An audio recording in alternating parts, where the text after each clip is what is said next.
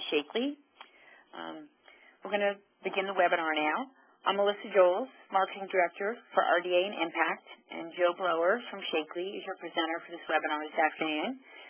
We'll follow up by sending everyone on the call Joe's contact information, and we are also recording this webinar, and we will post it on the Impact Collision Solutions website under training videos, so you can refer back to it. If you have additional questions, you can contact Joe directly.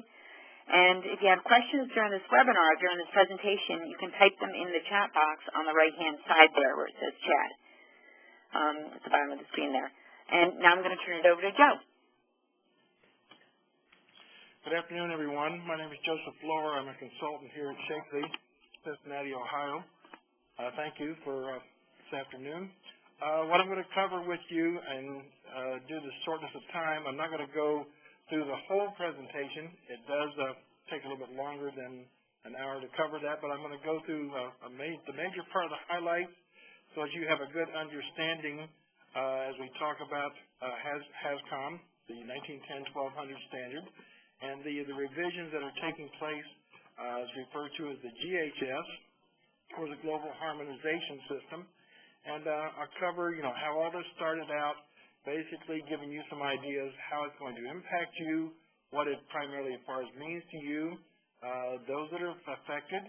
You're going to get an introduction to new terms that hasn't been around before, and that's precautionary statements, hazard statements, signal words.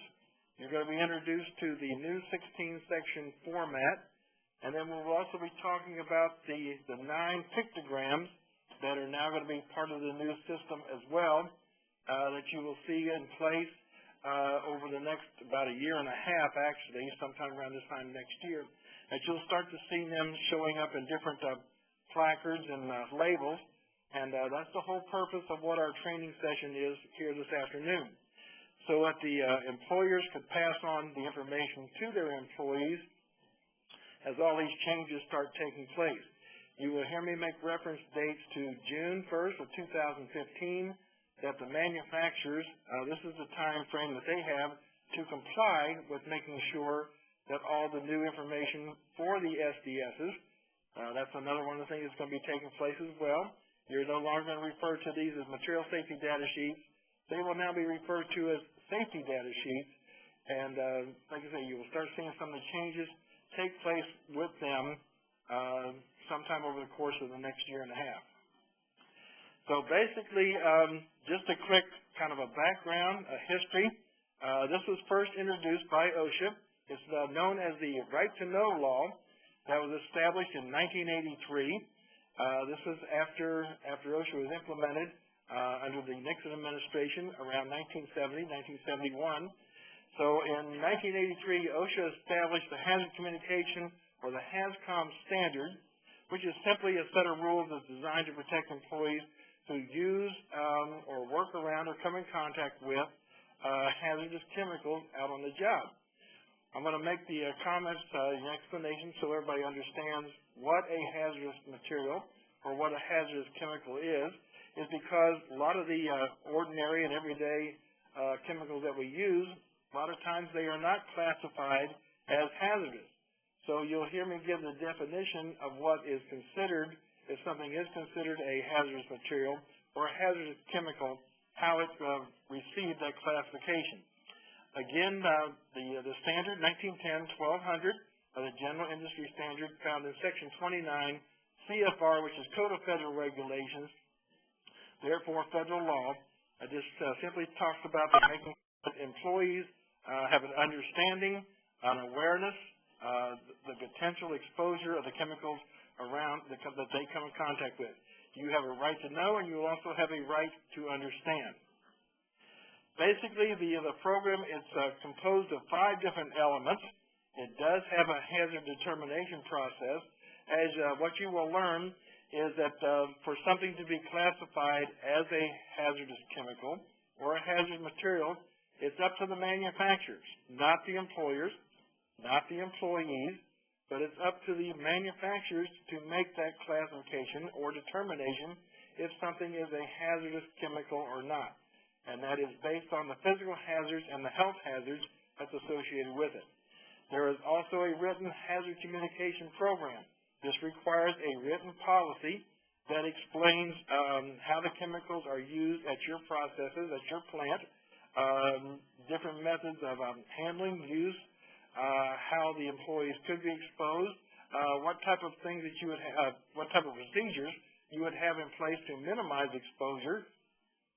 And it also would talk about the type of PPE, the type of PPE that would be required for minimizing exposure as well. So that would be that type of program as well, and then there would be an inventory. You also would have a written inventory that included with this plan that talks about the number of chemicals that you have. And then you're going to be have labels, placards, warning labels, material safety data sheets, as they will now be referred to as safety data sheets, and then employee information and training that a lot of this has already was done to meet the compliance date that was put in place December 1st of this year per the OSHA regulations. As I said, I'm just going to kind of go through some of the highlights on this, but the determination if a chemical is classified as a hazard or not is determined by the manufacturers. They are the ones that make this determination, if it has a physical hazard or if it has a health hazard. Again, as I said, it must have a written program, the inventory, and it also must describe procedures for container labeling, the use, the maintenance of the SDSs.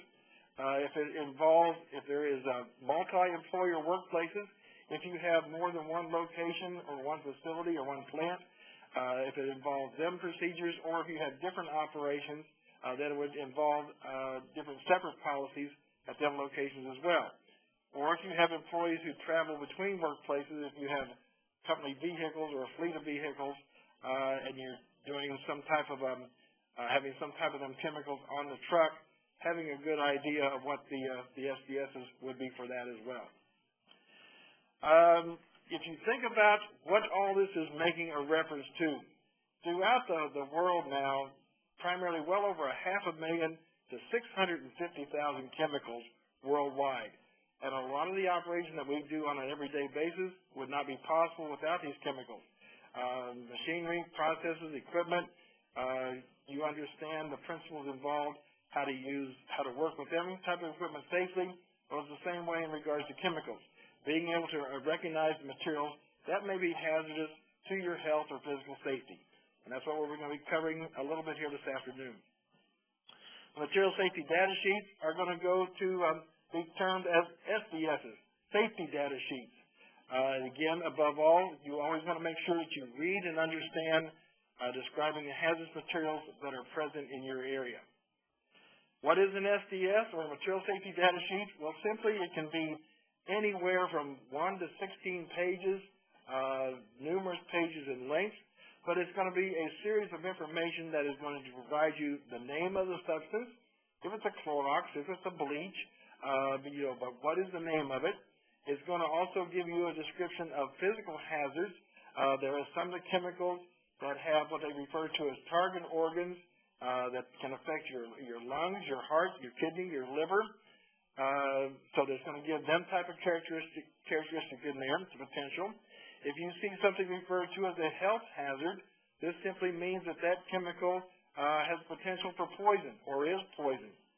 It's going to talk about routes of entry, primarily 4 routes of entry. It can be 1 of 4, combination of 4, or all of the 4. But basically inhalation, absorption, ingestion, and injection. So that's your 4 routes of entry that is spelled out in the new GHS, in addition to the Haz Com Standard as well, how a chemical has the potential for causing exposure to an employee. Permissible exposure limits, these are referred to as the PPL. This is what has been put in place by OSHA. Information has been supplied to them by different organizations, letting them know what we as humans can be exposed to up to a certain amount, generally measured in either parts per million or per milligrams per cubic meter, how much of this that we can be exposed to without any adverse effects. And then it's also going to give you information in there if something is a carcinogen. Carcinogen simply means that if something is cancer-causing. It's also going to have in there the safe handling procedures. You know, how do you store this stuff? How do you dispose of it? If you have chemicals that have been labeled as flammables, you do not just store these in wooden cabinets or just in any type of metal shelf that you would buy out on anywhere from the commercial sites. This has to be something that is going to meet a flammable cabinet standard that has the information on there that it has been specifically designed for the storage of flammable materials. Control measures, what type of PPE that's going to be required. You'll find the sections in there in your SDSs. That's going to tell you if these things, if you need to wear gloves, face shields, safety goggles, safety glasses, if you need to wear maybe tie-back suits, coveralls, if you need to wear respirators, or other type of material. But you're going to find the information in there listing what is the requirement for the PPE, your personal protective equipment, that must be worn during when you work with these chemicals. Emergency first aid procedures, what is your phone numbers? You should have listed your phone numbers on there in the event that if you have some type of exposure, if there's some type of release or spill, who to contact, who to get in touch with. Contact information is to be on there as well, and this is going to be telling you when that SDS was prepared. Has that been, what date? Was that several years ago? Was that 20-some years ago? Nobody has ever revised it or updated it. But you need to be able to find the information on there when the thing was updated. And then there's special instructions or special maybe information that could be listed in there as well. When do you use one? Well, you always use one whenever you need to know about a particular product or chemical that you're working with. And if you do not find that original information on the label, that's when you check with the SDS and get your relevant information as far as from there. How to find one? Well, above all, you should be able to ask your supervisor, your manager, your team leader, where these things are located. But in most cases, they should be kept usually out in the shop floor area, out somewhere in a central location, usually have some type of posters or some type of markings where the employees can go in and access these things. They, above all, should be accessible and available, pretty much whatever the operations of the plant is. I've had sometimes some of the situations, some of the operators have told me, well, these things are kept in the HR office, and I can go there to HR and get them. Well, that's fine as long as it's HR, but if they go home at 5 o'clock, and that's where the information is kept, and somebody is working a second shift or a third shift, that information is not available. So now you want to make sure that you put these things, that they are accessible to your employees pretty much at all times, all at the time they're accessible as far as to them while they are working. And above all, that making sure that, again, no matter whatever reason, you cannot tell if somebody comes up to you and says, well, I want to have one because I'm going to go to my attorney, I'm going to go consult a physician.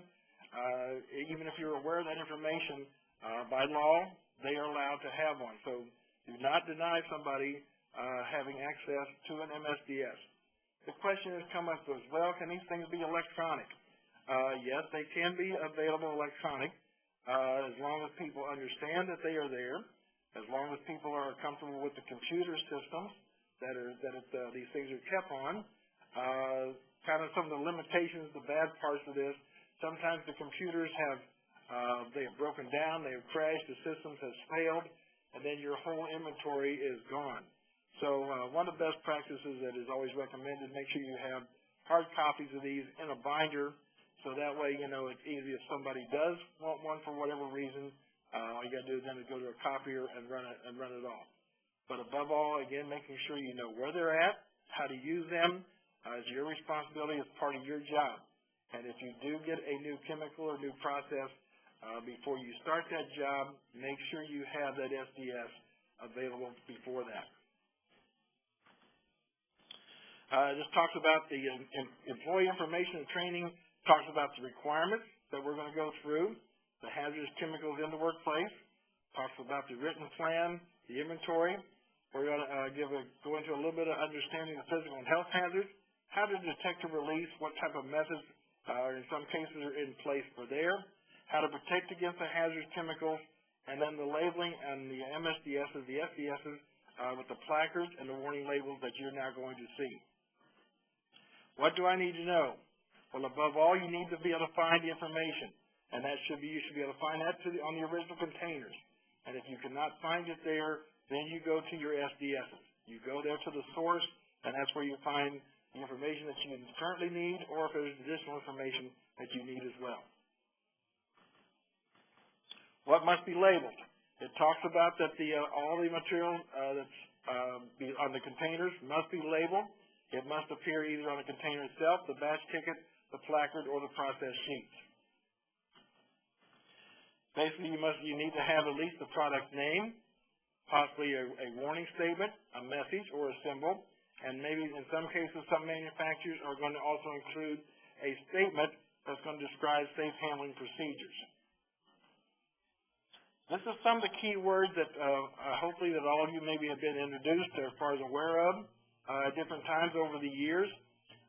Caution, moderate risk, warning, danger, serious risk, and major risk.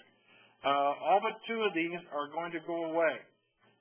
The only ones that you will see in the future on any type of your labels and your placards, your precautionary statements and your hazard statements is going to be danger and warning. That's, again, part of the changes that's taking place in the new revision of the global harmonization system. So danger and warning is the only two that you're going to see. In addition to, you have some of the plant labels like this here that's on the screen before you, the NFPA labels, and also the HMIS label. The NFPA label is on the left. The HMIS label, which is a hazardous material identification system, that is on the right. The color codes are going to stay the same on these, but the numbering, the numerical system that was in place for them is going to be changing as well. They're going to make some revisions. Say, like for example, if something was flammable, if it's highly flammable, you would have a number 4 indicating the highest level that substance, that material, as far as it burn, would catch on fire. That number is now going to be reversed to a 1. The number is going to go to 1 as the greatest, 4 as the lesser. So that's another part of the plant labels that you're going to start seeing changing in the transition somewhere particularly over the next year and a half to basically sometime next year. The chemical name is still going to be in the same there at the top. That's not going to change. The hazard classifications, always going to be blue for health, red for flammability, yellow for reactivity, and white for special instructions or special information. This is, again, some of the current the health hazards as they're listed by blue. Again, blue is always for health, would be something a lot of times hazardous. Red would be flammability, if something is flammable or not. You're going to have yellow for reactivity, listing if something is stable or if it's unstable or if it's explode or may detonate. And then you're going to have white, a white section if something is for maybe some special instructions, special information. If something is water reactive, if it's an oxidizer, radioactive, a corrosive, an acid, or an alkali. Under physical hazards, you're now going to find these type of symbols here. These are your 4 type of symbols that will be in place for physical hazards. It could be fire, explosion, or chemical reactivity. If you can see there too, from my left to your right, the first one under the yellow diamond label is the flame, flame indicating flammability. The one to its next right is the flame, again with the O-ring, indicating this is a flammable, plus it also contains an oxidizer. The one to its far right is for explosion. And then the one to its far right is the, like a cylinders. This is for your compressed gases. If you had any different type of gases for welding, maybe acetylene, argon, nitrogen, could be oxygen, could be propane. But these, you would find this type of symbol here, indicating that this is a pressurized or compressed gas cylinder, and just talks about different type of requirements, how you handle these, how you protect them, how you transport them, making sure they're always vertical and upright and secure position. Materials that use the fire symbol, these could be flammables, which are gases, liquids, solids. Combustibles are similar to flammables, but they do not ignite as easily, or they could be pyrophoric. Flammables, generally, if something is flammable, it's because it has a flash point of under 100 degrees Fahrenheit. If something is classified or listed as a combustible, it might be the same thing as a gaseous, liquid, or solid, but it has a flash point above 100 degrees Fahrenheit. So your flash point is what determines if something is a flammable or if it's a combustible. Then you have some chemicals that's referred to as pyrophoric, and this just simply means that these are materials that are capable of a spontaneous ignition at normal temperature conditions. In other words, you could have just a normal room under its normal temperature, but if there was an oxygen content in there above 24%, as far as it could ignite, could spontaneously ignite, clothing and hair has been known to catch on fire. So some chemicals have them type of characteristics, but primarily what you want to be basically more than anything else aware of is the flammables and the combustibles. These are the two primary. Some have the explosive some materials use the explosive symbol, and these are chemicals that release a tremendous amount of energy in the form of heat, light, and expended gases. Others can be very water reactive. It can react with water, and they may explode. Or some of them can also be unstable reactive and chemicals that can react, or that can become self-reactive when subjected to shock, pressure, or temperature. Working with the materials that use the flaming O symbol. This is the type of symbol that you would find if something was flammable, and if it had an oxidizer, which an oxidizer causes other substances to burn more easily through a chemical reaction or a change. A lot of times you would find maybe something like this at a landfill, just because of the decomposition of the material that's breaking down, and it's going through a chemical process of generating just a lot of heat. So that would be the type of symbol that you could maybe find material that was there. And then other organic peroxides can contain oxidizers or contain oxygen and act as a powerful oxidizer as well. The ones that use the cylinder as far as symbols, as I said earlier, can be nitrogen, oxygen, acetylene, argon. But what you want to remember in these situations here, that you want to protect these cylinders, make sure that they do not get hit, that valve does not get knocked off of there because of the tremendous amount of pressure, anywhere from 2,500 to 3,000 psi pounds of pressure, even when them tanks are empty, that then things have the possibilities of exploding. So you want to make sure that they get transported in a vertical upright position, protect that valve so that it does not get knocked off of there during transport or handling. Health hazards. Health hazards, we're going to be talking about the 5 different types of health hazards. This is the symbol that's associated with them. Very, very quickly, this is the medical symbol. This is going to be used to identify materials which are a health hazard. As I said earlier, a lot of times health hazards can be poison, so you want to be very much aware of that. You can have the skull and crossbones. This is a symbol that has been around for a long, long time, over 100 and some years. If you find this type of symbol, it means that it is being used to identify hazardous materials which are poisonous. So you're going to find that there as a simple, being able to see a picture is worth 1,000 words type of part of the deal. If you find this type of symbol, this is the one that's going to be identifying materials which are corrosive. Corrosives can cause tissue damage and burn on contact with the skin and eye.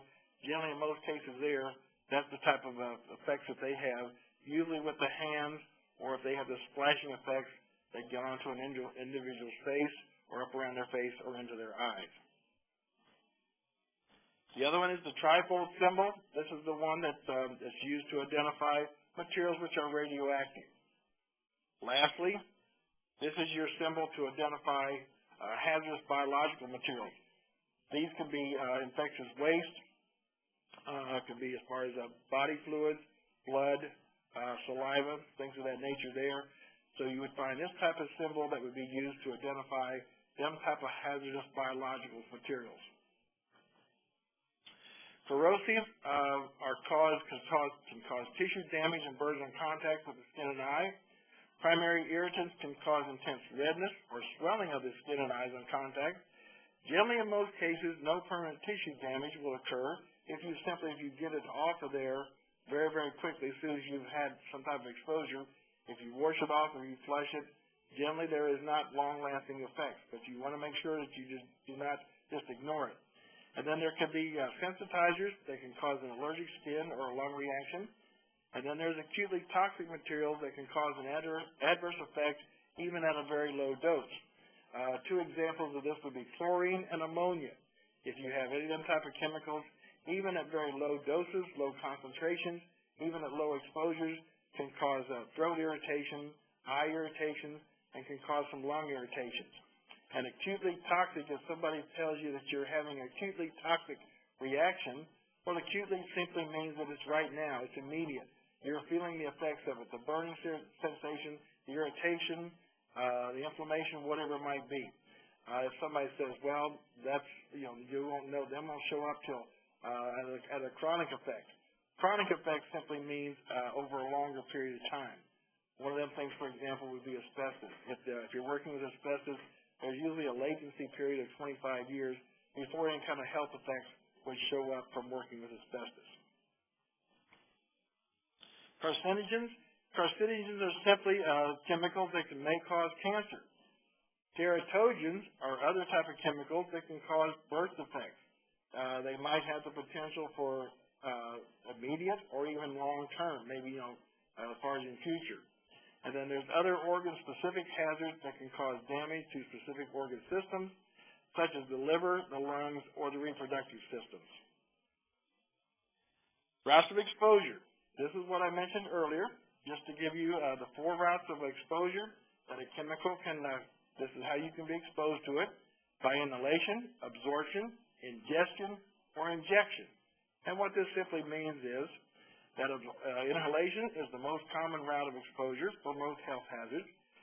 Generally it involves breathing in dust, fumes, oils, mist, and vapors from different solvents and various gases. If you have absorption, this is generally through your skin, through your hands, in that form there, usually as you're handling the material, but as it gets on your skin, you're going to generally right then feel the redness, the swelling, the irritation, the burning, the tingling sensation, and corrosive chemicals can cause burns and tissue destruction. So you want to make sure that you flush very, very quickly if you have this type of exposure from absorption. Ingestion, this just simply means that in some way or another that if you're working with chemicals, you've made contact with chemicals, and you was to go out and maybe take a smoke, if there is now the residue that's left in them chemicals on your hands as you bring them up to your face and to your mouth, you have the potential there for ingesting that type of chemical. Or if you've been working with chemicals as well, and you go now to eat your lunch, you maybe go to have a snack or some type of something while you're working there, and if there's the possibility of the residue from the chemicals that has now been on your hands, it now gets into your system there. Because otherwise we know that you're not going to have, or do anything intentionally to actually eat some chemicals. But through them type as far as examples, the possibility does exist. So you always want to make sure you never eat foods in areas where the chemicals are used, or you never smoke in the areas where the chemicals are used as well. The most universal means in regards to preventing exposure is washing your hands and face with soap and water anytime you've been doing any of these activities. Lastly is injection. Injection can occur when that substance is in a pressurized system if it breaches or if it fails. For example, if somebody's working around a system and it ruptures, or if there's somebody who's doing some type of an operation and they have a release and it gets on a table or some type of surface, and so they now get out an air hose, for example, and a lot of times these air hoses have anywhere from 80 to 125 pounds of pressure, and you go to start spraying for cleanup, and this will propel or project this due to that amount of pressure, maybe that into your system that way. So your 4 routes of exposure is inhalation, absorption, injection, ingestion, and an injection. How do you control the physicals and the health hazards? Well, they are controlled by product substitution, engineering control, safe work practices, personal protective equipment, training and communication, and environmental monitoring, and personal monitoring. you can, anytime with product substitution, if there's any way that you can eliminate it, if you can come up with some other type of process or some other type of chemical that is going to give you the same good job, the same result, and it's less toxic, this is what you want to use. Engineering controls, these are systems that would be in place for ventilation, maybe exhaust systems, some type of filters, or you might even be wetting an area down to prevent and to control dust. In regards to asbestos removal, that is one item that they do. They wet the material down. And also the construction sites, a lot of times the operators there, as they're core sawing, either concrete or cement, again, it's talking about wetting the areas down to control the amount of dust and exposure as far as to the operators. So that would be two forms of an engineering controls. Safe work practices will ensure that chemicals are used correctly and safely, and above all, you want to make sure there's no horseplay around dangerous chemicals. And then if there's any kind of questions, above all, you ask. The only question that will never get answered is the one that never gets asked. Personal protective equipment, these can be masks, eye protection, gloves, aprons, protective suits. Use them as they are designed for. They do have limitations. They do have a shelf life. They will break down. And when they do wear out, above all, you replace them. So make sure you use it appropriately as the equipment, as the procedures call for, and wear it as it's designed to do so. If you're wearing safety glasses and they're on top of your head, they're not doing a whole lot of good.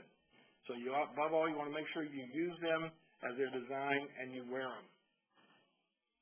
Trading and communications, above all, making sure that people know and they understand. Right to know, right to understand.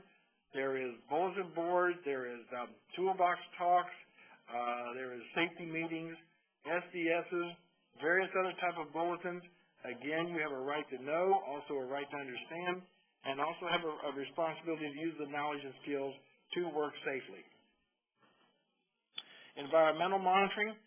This is industrial hygiene personnel. This is different companies that are out there in a lot of your locations that will be able to come in and do monitoring for you to find out if you are exceeding the established acceptable exposure limits, the PELs that I talked about earlier.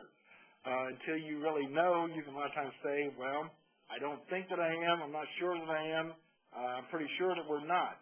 But OSHA regards that as an unknown. And you've got to be able to show that you're not exceeding them limits as far as you're providing information to the employee. So you want to make that you can do monitoring to find out it's called historical data to make sure that you're not exceeding the established exposure limits for that different type of chemical. Personal monitoring, above all, nobody knows better than yourself.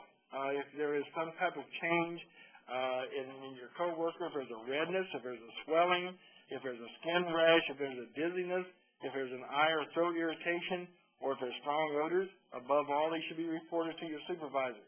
No matter how minor or how small, maybe how insignificant you think that it might be, but you need to make sure that you let your supervisor, your manager, know about it so it can be taken, be corrected, and not continue to keep on happening. Questions? Up to that point there. Okay, as we go to, like I say, I'm going to move into now talking about the next step, because I just gave you a little brief, kind of an overview presentation, what all this started out in place, and how now we're going to see the changes, what is going to come about over the course of the next year and a half. Going to talk about the Haz Com Standard. The Haz Com Standard, as I said, this is 1910, 1200 of the general industry standard. What we're going to be talking about is the GHS Global Harmonization System, which is a revision. And how all that come about, it was not overnight. It was reviewed by OSHA back in 1994, and then they come up as well through 2012. And I'm also going to tell you about another entity that's involved with this process as well. But basically, the labeling requirements that you're going to see, the safety data sheets, the 16-section format that's going to be in place, that will be in place by then as well. Talking about the location, the physical hazards. You're going to hear me make a definition of a HNOC, which is a hazard not otherwise classified, a hazardous chemical not otherwise classified. Talks about the chemical list, the specific procedures, and the methods that might be in some places used to detect the presence or the release of the hazardous chemicals. But basically here, this is what has prompted the change to GHS. As I said, this has not just come about overnight. This has been in place, that the OSHA has been reviewing this, as well as the United Nations. That's composed of or adopted by 67 nations. They are the two driving force, the two entities that's doing the enforcement and putting all this stuff in place to finally, after all these years, to give some type of a harmonized, universal, standard system to classify chemicals. Because what was generally happening when I talked about primarily earlier, then well over 650,000 chemicals, which is a very conservative number, as long as all that was done within the continental United States, it was not a problem.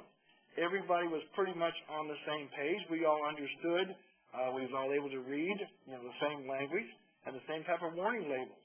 Well, as the United States now started to export stuff to different countries and also import stuff that would start coming in from the United States as well, there was different situations that come up that there would be releases, there would be incidences that would happen, and nobody, or the information would come in, and nobody would be able to read the information or understand the information. So finally they said it's time to bring this to a halt and get this on a global harmonized system, not standard, a global harmonized system, so that now everybody is on the same page, so that when a chemical comes into the United States from another country, that they're going to be able to read the information, be able to understand the information, the placards, the warning labels that is there. And the same way when we have chemicals that are made or shipped here in the United States to other countries as well, that they will be able to understand the language that is in, and also what the different type of placards and warning labels as well. So it's going to provide a common and a coherent approach to classifying the chemicals, reducing the confusion, help as far as increase an understanding of the hazards, facilitate the training, as I said, to make it more of a universal, standardized as far as classifications, so that everybody is out on the same page, that you now have a good old picture is worth 1,000 words. If you start looking at different type of placards and different warning labels, what they simply mean. Who's affected? Well, there again, you've got manufacturers, distributors, importers, just about anybody and everybody that has to do with chemicals, that they use SDSs, material safety data sheets, if they come and have the potential as the 4 routes of exposures that we just talked about, coming in contact or being affected by that different chemical. So now that they need to know the changes in the SDS information on the format, the container labels, the employers making sure that they get this information to their employees, which the compliance date was December 1st, by the way, so that when some of these changes will start taking place, which some of them have, but for the most case you won't see a lot of them until next year, so that when you have the precautionary statements, the hazard statements, the signal words, the 16-section format, when you see all that stuff in the pictograms, when you see all them in place, so that everybody is able to recognize and understand based on them. So above all, we as the employees being able to recognize and understand the hazards is based on the information in the new SDS formats, the container labels, and the precautionary and the hazard statements, what they mean, and what type of information that is being provided to us. For example, this is if you look there on the left, this is some of the older verbiage or the wording that was in place as far as currently up to this date. You would have, if you follow there with me, if you had lead, for example, you would find a warning indicator, a lead work area, poison, no smoking, and no eating. Gives a lot of good information. Now with the new information, the updates, the revisions, and because now there's more information on the physical hazards and the health hazards, You can see that now has a danger as far as for your label. Still has the lead. Talk about for your product identifier. You now have a precautionary statement or a health statement that may damage fertility or the unborn child, can cause damage to the central nervous system. Do not eat, drink, or smoke in this area. So you now can see where these changes from going from here to the left to the right, how these things have now been updated and revised. So a lot of more good information, giving you a higher levels of information that you didn't have in the past. Other standards that could be affected could be the flammable combustible liquids, the spray finishing using flammable combustible materials, the process safety management of highly hazardous chemicals. This is the PSM. Hazardous waste operations and emergency response. This is your HAZWOPER standard. This is another one of the OSHA regulations as well. Could have hazardous work in laboratories, dipping and coating operations, welding, cutting, and brazing operations, and then employee medical records and trade secrets. This here is your date that just went into effect. The compliance date for all this information was December 1st, 2013. This is what OSHA put in place January of this year, 2013. This is what they mandated. All this went through all the proposed regulations, the meetings, all the different requirements, talking about this all last year with the various different groups and organizations. And then OSHA rolled this out January 1st of 2013 and said that the employers must make sure they communicate in the form of awareness to their employees by December 1st of this year so that they understand what the new pictograms, the precautionary statements, the hazard statements, the physical hazards, the health hazards, the signal words, and the 16-section format, all is in place in regards to that. The the manufacturers, they have till June 1st of 2015 as you start to look at some of the different SDSs to make sure that they comply with the changes as I just mentioned. They have a little bit more time because you can just imagine the number worldwide of a lot of the different chemicals throughout the world, getting them changed over to that different type of process and that type of format. So that's why they have a little bit more time, but their date is June 1st of 2015. It talks about the chemical classifications, how the health hazards are going to be classified into 4 categories. The physical hazards are going to be classified into 6 categories. And then the environmental hazard categories, there is not going to be any listed or any changes to them. That is something that OSHA has no jurisdiction over, so you're not going to find them listed in regards to anything that appears or applies to OSHA. So the environmental hazard categories are not going to be regulated. Like I say, OSHA has no jurisdiction over them.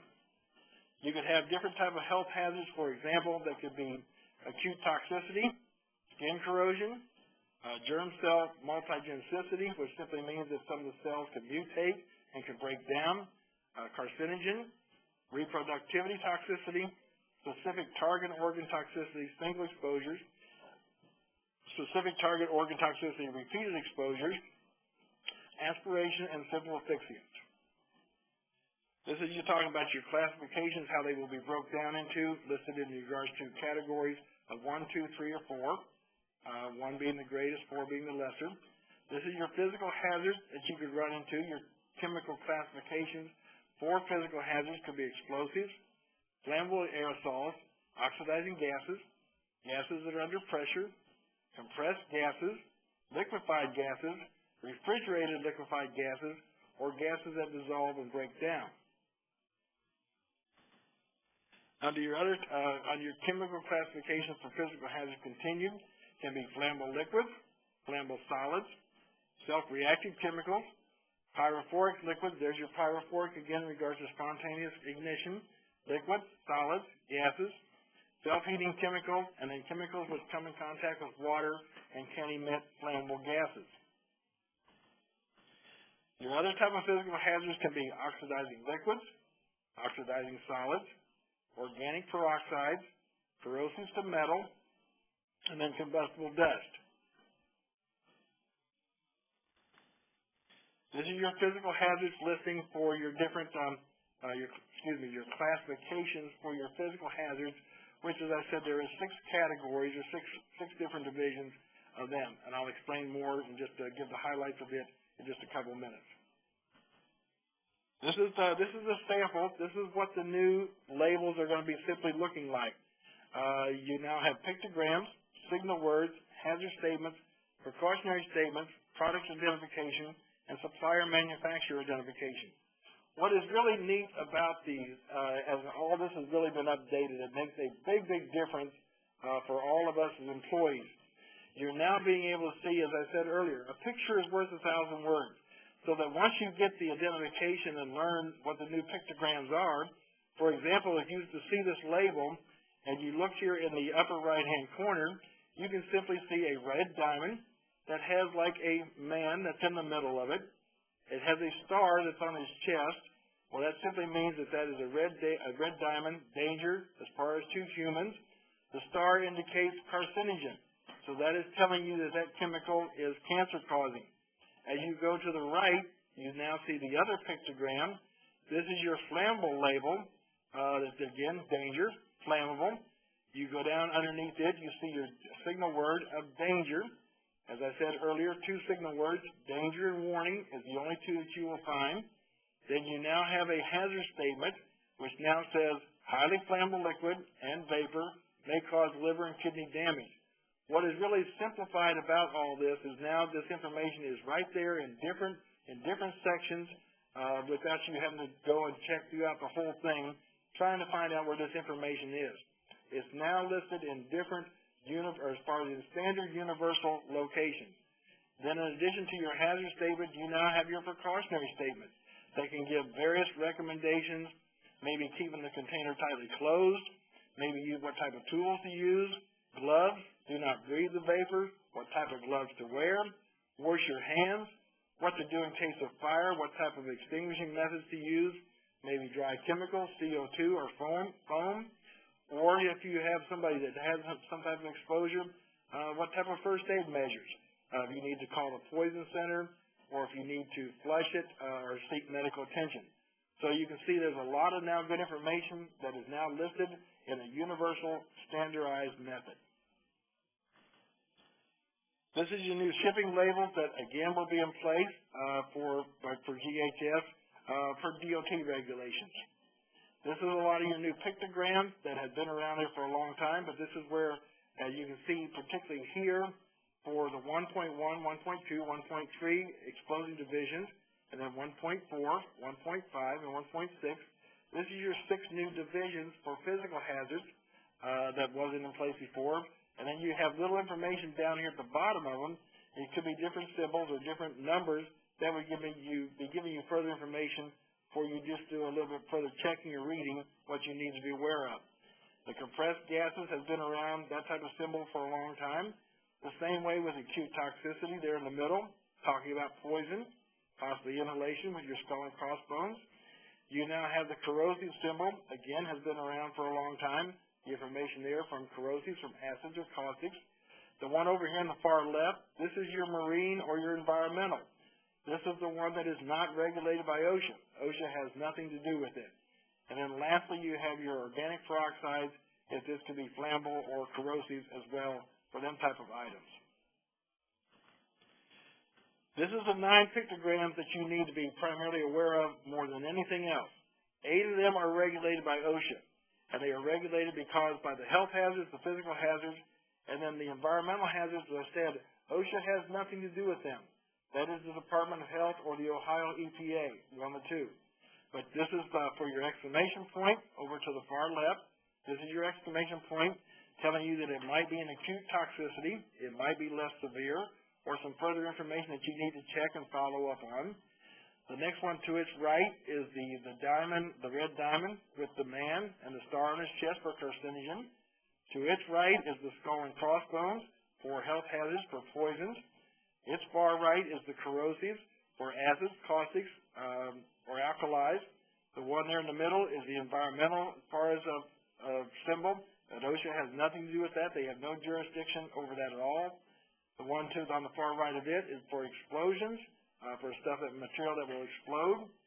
The one to its far right is your flammability. This is your diamond label with the flammability. The one to its far right is the flammability again with the O-ring indicating that an oxidizer. And then the far right of it, lastly, is the one for compressed gases for cylinders. These are your 9 pictograms, and only 8 of them are regulated by OSHA. This is one of the biggest changes that is now taking place that will now give you information, above all more than anything else. A picture is worth 1,000 words as you go to identify and you need information or explanations about some of the different chemicals. The pictograms further explain acute toxicity, your skull and crossbones for severe, or possibly your exclamation point for acute toxicity maybe less severe, an irritant, a dermal sensitizer, acute toxicity, narcotic effects, or respiratory tract irritation. Others could be skin corrosion, serious eye damage, eye irritation, carcinogen, respiratory spar sensitizer, reproductivity toxicity, target organ toxicity, multigenicity, and an aspiration hazard. The physical hazards continued: explosives, self-reactive, organic peroxides, flammable, under self-reactive, pyrophorics, self-heating, emits flammable gases, and organic peroxides. Under the physical hazard continued, under corrosive to metal, gases under pressure, and oxidizers. This is your 2 signal words. These are the ones that you will now see on all your labels, that you're either going to have danger for a more severe hazard or warning for a less severe hazard. It's going to eliminate a lot of them gray areas in there. Well, I'm not sure, I don't know, well, maybe. So now you're going to have the indications in there that is now telling you that it's danger, more of a severe hazard, or warning of a less severe hazard. So these are the 2 signal words that you will now have in place on your labels, giving you the information, making you aware of the different potentials of the chemicals. Other could be hazard statements that could be flammable liquids and vapor, can cause skin irritation, may cause cancer. Precautionary statements are going to give you recommendations. These are not OSHA as far as standards. These are recommendations that should be taken to protect against hazard exposures. For example, if it's giving you a recommendation to wear respiratory protection, above all, wash with your soap and water and store in a well-ventilated area. If you've had different products or equipment that you've washed it down, let it dry before you put it away as far as properly so it can be stored. This here, you want to make sure that you always label at least the basic label. As you can see here, this type of container, this is a smaller 1-gallon container, and it simply says it's not Windex. Well, a lot of times, people say, okay, what is it? Well, what do they usually do? They open up the cap and they take a good old whiff. And if it's methyl ketone or something like that nature, something that's pretty serious, that might be the last whiff that they take. So you want to make sure that the labels are properly, as far as identified, marked, at least with the product name, the supplier information, the address, and the phone number, so that you can have these type of containers. Even if that had water in it, it still needs to be properly labeled what it is. Other information, physical state. What's its physical state? Is it lighter than air? Is it heavier than air? Does it have a boiling point? Is it a vapor? What is its color? Is it blue? Is it red? Is it clear? Is it a hazard not otherwise classified? This is a term that the manufacturers and OSHA has come up with, that if there's something that they don't have enough information how to, as far as if something is classified as a hazardous chemical or not, they just simply left it at that and said hazard not otherwise classified. Then you could have the routes of exposure. That could be, the routes of exposure would be maybe the one of the 4, or all a combination of the 4, or all of the above. So inhalation, absorption, ingestion, and injection. And then hazard prevention and emergency response instructions, just what to do in the event of spills, cleanups, and how to take care of that. This is one of your samples of your labels, what they look like. Now with your product identifiers, your signal words, your hazard statements, your precautionary statements, and your supplemental information. The secondary containers, making sure that they are now labeled the same as the original containers. It must be consistent. The safety data sheets, make sure they all have the consistent 16-section format, and they are always available and accessible to the employee. Simply here, this is what they're going to look like, and as I get ready to wind this up and set this down here for you this afternoon, let me go here really quickly with you what all the different sections mean. Section 1 simply talks about, identifies the chemical on the SDS, as well as also the recommended uses. It provides the essential contact information of the supplier. Section 2 talks about the hazards of the chemicals presented on the SDS and the appropriate warning information associated with them. Section 3 talks about the composition, the ingredients. Also, you might have the impurities and stabilizing additives. And also, if there is trade secrets or proprietary information, you would find that information in Section 3. Section 4 is your first aid measure. Describes the first initial care that should be given by untrained responders or responders if somebody has had an exposure. Section 5 talks about the firefighting measures, provides recommendations for fighting a fire caused by the chemicals, what different types of extinguishing methods, CO2, dry chemical, foam, water extinguishers, whichever it might be. So you can find that in Section 5. Section 6 talks about the accidental release measures, if there are spills, releases, what to do in regards to large spills versus small spills. Section 7 talks about your handling and storage, provides the guidance and the safe handling practices and the conditions for safe storage of the chemicals. Section 8 talks about this is where you're going to find the exposure limits, your PELs, going to give you your engineering controls and the personal protective measures that can be used to minimize exposure. This is where you would find what the requirements are for the PPE that you need to wear. Section 9 talks about the physical and chemical properties associated with the substance or mixture. Section 10 talks about the stability and reactivity, describes the hazards, stability or instability, and what not to mix this stuff with. Section 11 talks about the toxicological and health effects, or if it indicates that there's no data that's available in some cases. And then Section 12 through 15, these are all outside of OSHA's jurisdiction. They have no enforcement of any of these.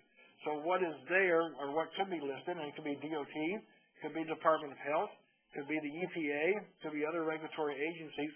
So what is there, they have no guidelines, they have no jurisdiction over any of them, through 12 through 15. Section 16 talks about when the SDS was prepared, or when the last known revision was made, or if it has been updated. So, are we almost complete with the training? Well, basically what I want to cover with you and make sure that you understand that the 16-section format that is going to be put in place will now be a universal standard type of format from a worldwide basis. Hence the term Global Harmonization System.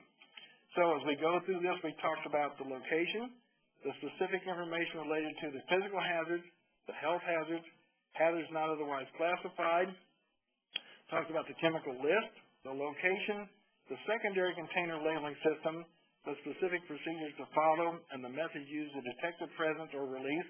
In some cases, in some plants, they had different alarms, bells, whistles, lights that flash, horns that go off, and this is just all for the purpose of so the employees know what to do in the event there was a release, where to go from either evacuating the building or taking different type of shelter. Under your resources, this is some of the resources that are available. All this was done in the Haz Com final rule that was put in place by OSHA and the United Nations in 2012. They made a lot of their comparisons. They compared the information back in 1994 and 2012, revised the information.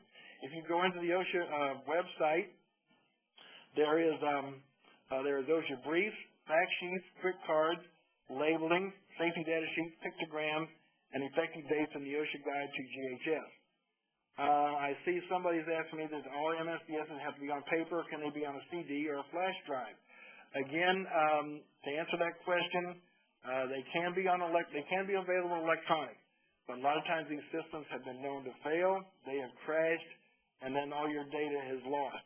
So part of the best recommendations, the best practices, is making sure that you do have these hard copies available as well.